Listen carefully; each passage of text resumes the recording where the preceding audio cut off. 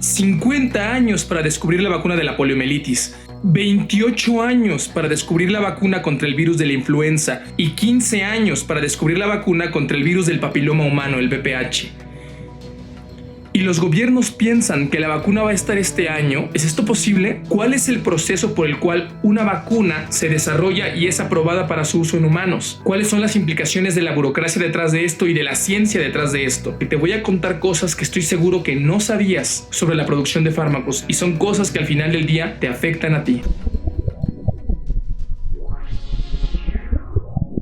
Muy bien, vamos a ver algunos lineamientos generales sobre la producción de medicamentos. Te voy a explicar cuáles son los pasos que sigue un medicamento desde su concepción hasta su producción de manera muy rápida. No va a ser algo muy detallado. Lo que realmente quiero platicarte es algo más interesante, que tiene mucho que ver sobre cómo podemos mejorar la innovación en el campo de la biomedicina. Para empezar, tenemos que hablar de por qué se tienen que hacer estudios a la hora de desarrollar un medicamento. La mayoría de los medicamentos que uno toma siguieron un proceso de aprobación antes de poder ser utilizados en humanos. Y yo sé que en este momento, en la era moderna, como que la gente siempre habla de que lo natural es lo más sano, pero en realidad no es así. Lo natural puede ser muy peligroso, también puede ser muy benéfico. De hecho, muchos de los medicamentos modernos vienen de plantas originalmente. Lo que quiero decirte con esto es que para poder saber si algo natural es bueno, se tienen que hacer estudios que demuestren que es bueno y que demuestren que no es dañino. No todo lo que viene de lo natural o porque un amigo te diga, esto me funcionó, quiere decir que te va a funcionar a ti. Pero bueno, dicho lo anterior, quiero que tengamos cuidado porque algunos de los resultados que vamos a ver provienen de estudios hechos en China. China tiene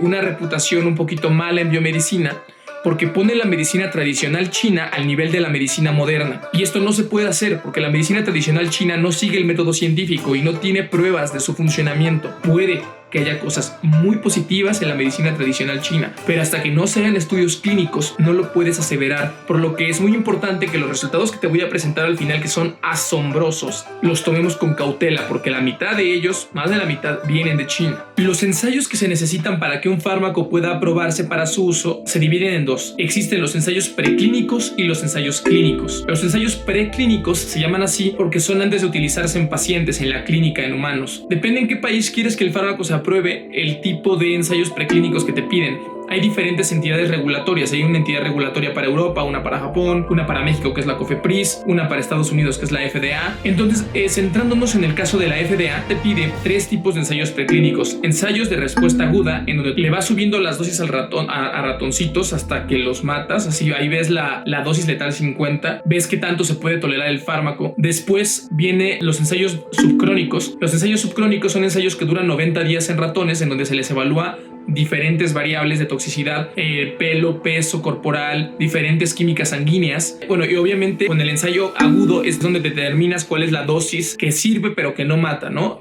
Para poder utilizarlo en los ensayos subcrónicos, en donde utilizas esa dosis que ya sabes que no los mata y ves si a lo largo de 90 días no los mata, porque claro, puede ser que un fármaco, si dejas pasar más tiempo, se pueda volver ya letal. Después de los ensayos subcrónicos también piden ensayos de genotoxicidad, que tratan de ver cómo interactúa el medicamento con nuestro ADN. Hay medicamentos que pueden interactuar con el ADN y generar mutaciones que desarrollan cáncer o malformaciones en el nacimiento. Pero lo importante es que si estos 3 ensayos salen bien, es decir, el medicamento a bajas dosis es bastante seguro, a 90 días no tiene efectos tóxicos y no es genotóxico en la mayoría de los casos, porque sí hay medicamentos que son genotóxicos que se han aprobado, pero en la mayoría de los casos no se permiten, a menos que haya condiciones muy particulares, en el caso, por ejemplo, de algunos anticancerígenos. El punto es que si estos 3 ensayos los pasa perfectamente bien el fármaco, metes un documento en el que estipulas un protocolo para poder probar el medicamento, pero ahora en humanos. Si estas pruebas son buenas, vas a una junta con la FDA y en esa junta expones las pruebas, ellos revisan los documentos y si todo sale bien, después de mucha burocracia, te aprueban empezar los ensayos clínicos fase 1. Entonces, los ensayos clínicos se dividen en 3 fases. La fase 1 se hace en pocos pacientes, de 20 a 100 pacientes nada más. Y el principal objetivo de esta fase es probar que no sea tóxico el medicamento nuevo que vas a sacar al mercado. En el caso de las vacunas, también se evalúa la seroconversión, es decir, que la vacuna esté generando una respuesta inmune en el paciente. Esto obviamente no lo evalúas agarrando a un paciente, poniéndole la vacuna y luego infectándolo de COVID.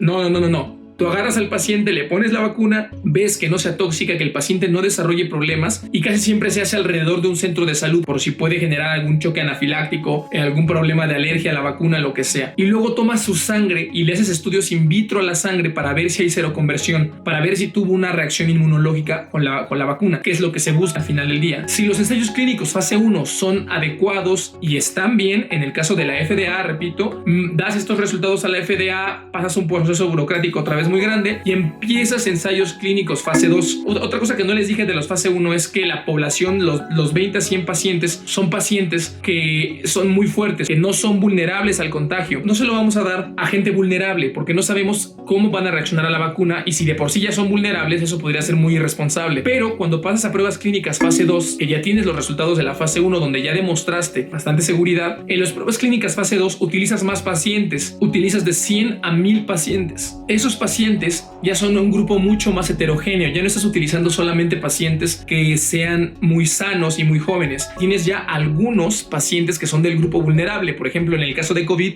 ancianos y gente gordita. Ves también diferentes edades, tienes pacientes que son más jóvenes, más grandes, y esto te permite evaluar cuál es la respuesta dependiendo de diferentes variables, incluso dependiendo de la etnia, si tienes alguna etnia en particular. Además de esto, por lo regular tomas la vacuna leofilizada y la pones en diferentes soluciones para inyectarla, y así durante las pruebas clínicas fase 2 evalúas de nuevo seguridad, pero en un grupo más heterogéneo de pacientes. De nuevo evalúas seroconversión, es decir, que tengas una respuesta inmune, pero además puedes evaluar cómo impactan las diferentes variables de los pacientes en la efectividad de la vacuna y en su seguridad. Además de eso, puedes evaluar diferentes adyuvantes. Teniendo la leofilizada, es decir, súper seca como en polvito, tú la mezclas en diferentes líquidos y inyectas diferentes adyuvantes. Entonces puedes ver que a lo mejor a 50 pacientes a los que les pusiste el adyuvante 1 les fue mejor, a 28 a los que les pusiste el adyuvante 2 les fue peor. Entonces así puedes decidir cuál va a ser la formulación final para pasar a los ensayos clínicos fase 3, si es que te los aprueban una vez que terminaste los ensayos clínicos fase 2. Bueno, dicho lo anterior,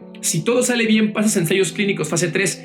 Y los ensayos clínicos fase 3 son ensayos muy especiales, porque resulta que estos ensayos son ensayos pivote, se les llama ensayos pivote. Es el ensayo final que la FDA te pide para poder ingresar al mercado. Se utilizan de 1000 a 3000 pacientes, pero esto solamente es algo que más o menos ha pasado en promedio, pero con una desviación estándar bastante grande. En realidad hay estudios clínicos que han utilizado hasta 36,000 pacientes. En esos estudios, de nuevo, vas a evaluar seguridad, pero ahora sí vas a evaluar eficacia, y ahora sí todos los integrantes del estudio pivote, todos son pacientes en el grupo vulnerable, el grupo al que va dirigido la vacuna. Pacientes que principalmente esperamos que su tasa de contagio de COVID sea alta, es decir, se lo vas a dar a Brasil, no tiene medidas de contención, es un gran lugar para probar la vacuna, igual Sudáfrica. Entonces, la vas a probar ya en pacientes que es muy probable que se contagien. ¿Qué es lo que estás buscando? Estás buscando en principio que la enfermedad no les afecte. Con que la enfermedad no les afecte es suficiente para que la vacuna sea aprobada, es decir, que no desarrollen síntomas. Pero también estás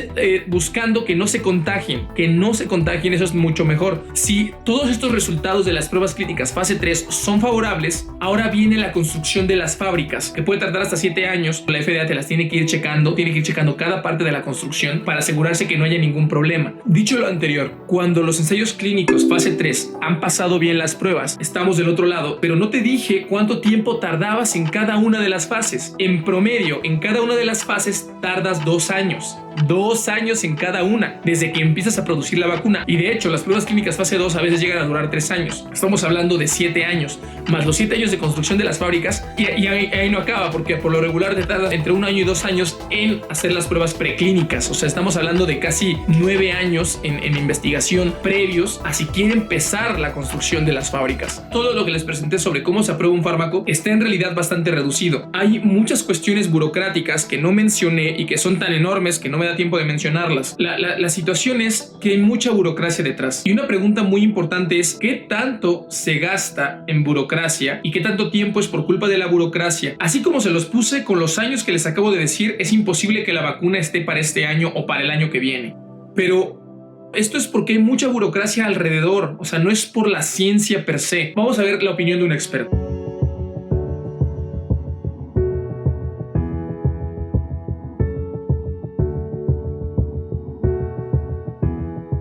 De los 19 millones que cuesta los estudios científicos para un medicamento, solamente representan el 1% del costo total del desarrollo de un nuevo medicamento. Estamos hablando de un 1%. El otro 90% del dinero y del tiempo se va en burocracia y en marketing.